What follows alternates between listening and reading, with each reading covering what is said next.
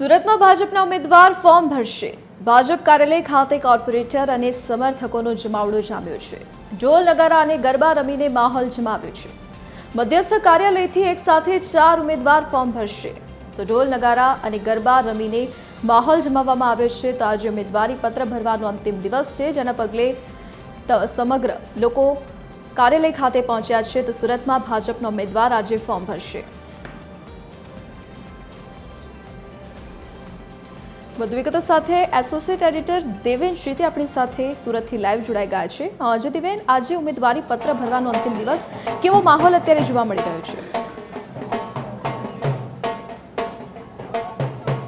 जी धरती धीरे धीरे अत्यारे जे छे ते उत्साह वधी रह्यो छे અને કાર્યકર્તાઓ જે છે તે તમે જોઈ શકો છો તે રીતે અત્યારે ઢોલ નગારા વગાડવામાં આવી રહ્યા છે અને ઢોલ નગારા વગાડીને જે આખો માહોલ છે તે અત્યારે ઉત્સાહથી ભરપૂર જોવા મળી રહ્યો છે। ભારતીય જનતા પાર્ટીના ઉમેદવારોના નામની જાહેરાત થતાની સાથે જ અત્યારે તમે જોઈ શકો છો કે તેમને શુભેચ્છા પાઠવવા માટે ખૂબ મોટી સંખ્યામાં તેમના સમર્થકો જે છે તે પણ પહોંચી રહ્યા છે અને હવે તેઓ લગભગ 12:39ના સમય દરમિયાન તેઓ પોતાનું ઉમેદવારી પત્ર જે છે તે ભરશે અને તે રીતે અત્યારે તમે જોઈ શકો છો તેમ તમામ ઉમેદવારો જે છે તે પાર્ટી કાર્યાલય ખાતે પહોંચી ગયા છે અને તેઓ પોતાના સમર્થકો સાથે હવે પોતાનું ઉમેદવારી પત્ર જે છે તે ભરવા માટે જઈ રહ્યા છે।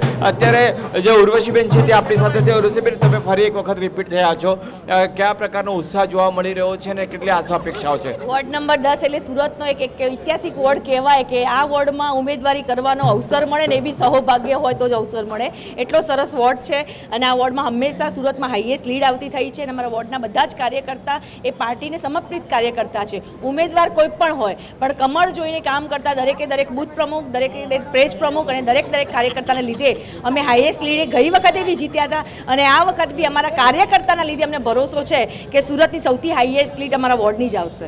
શું આપણે સ્ટ્રેટેજી હોય છે અને કયા મુદ્દાઓને લઈને તમે લોકોની વચ્ચે જશો?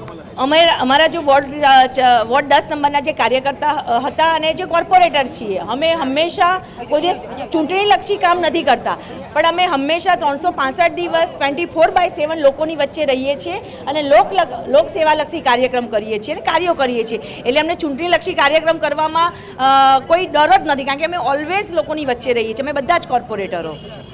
નિલેશભાઈ, તમારું નામ રિપીટ થાય તેવી 100% શક્યતા હતી બંને જણાની। હવે જ્યારે તમને ટિકિટ મળી છે ત્યારે કયા પ્રકારનું તમારું આખું જે ચૂંટણીનો પ્રચાર હશે તે હશે આગળ?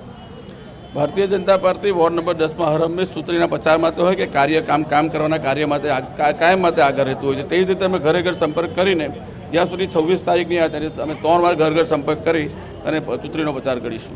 આ વખતે નામ ખૂબ જ લેટ જાહેર થયા, તમે કયા પ્રકારે તૈયારી કરી લીધી હતી? ઓલરેડી અમે રિપીટ થયા છે, હું અને બેન ઉર્વશીબેન, એટલે અમારા માટે બહુ તકલીફ નહીં હતી। અમે આગળ એકવાર ફોર્મ ભરી ચૂક્યા છે એટલે અમને બહુ તકલીફ નહીં ભરી, પણ એમાં બહુ તકલીફ નહીં કારણ કે અમારી પાર્ટીની પૂરી ટીમ અમારી જોડે હતી, મીડિયા સેલ હોય કે વકીલ મંડળ હોય, એટલે અમને જનરલી બહુ તકલીફ પડી નથી। કેટલા વાગે તમે ઉમેદવારી પત્ર ભરવાના છો? અમે 12:39 ઉમેદવારી પત્ર ભરવાના છે। અત્યારે જે પ્રકારનો માહોલ છે, શું લાગી રહ્યું છે શહેરભરની અંદર ભારતીય જનતા પાર્ટીનો ઉત્સાહ? અમારો હર હંમેશ એક જ નારો છે, 120 પાર।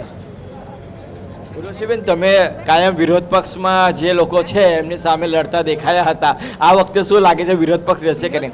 રહેશે જ નહીં પહેલાં તો, અને વિરોધ પક્ષ હશે તો એના સીધા કરવા જ અમને કદાચ પાર્ટીએ શીર્ષક નેતૃત્વ ફરીથી ચૂંટ્યા હશે કે 100 વિરોધ પક્ષે અમે એક કાફી છીએ। તો જે રીતે આપણે સતત 5 વર્ષ દરમિયાન જોઈ રહ્યા હતા કે આજે બંને ભારતીય જનતા પાર્ટીના જે ઉમેદવારો છે તેઓ સતત લડતા દેખાયા હતા અને જનતાની વચ્ચે જતા દેખાયા હતા, ત્યારે પાર્ટી દ્વારા તમામ જે 2 કોર્પોરેટરો છે તેમને ફરી એક વખત રિપીટ કરવામાં આવ્યા છે, તેમજ અન્ય 2 જે છે તેમને પહેલી વખત જે ટિકિટ આપવામાં આવી છે। 12:39ના વિજય મુહૂર્તના સમયે આ બંને કોર્પોરેટરો અને તેની સાથેના અન્ય એટલે કે 4 કોર્પોરેટરો એક સાથે મધ્યસ્થ કાર્યાલય ખાતેથી પોતાનું ઉમેદવારી પત્ર ભરવા માટે પહોંચશે। જી દેવેન, વિગત સાથે જોડાવા બદલ આપનો આભાર। તો આજે ભાજપના ઉમેદવારો ફોર્મ ભરવાના છે, જેના પગલે કાર્યાલય ખાતે જમાવડો જોવા મળી રહ્યો છે।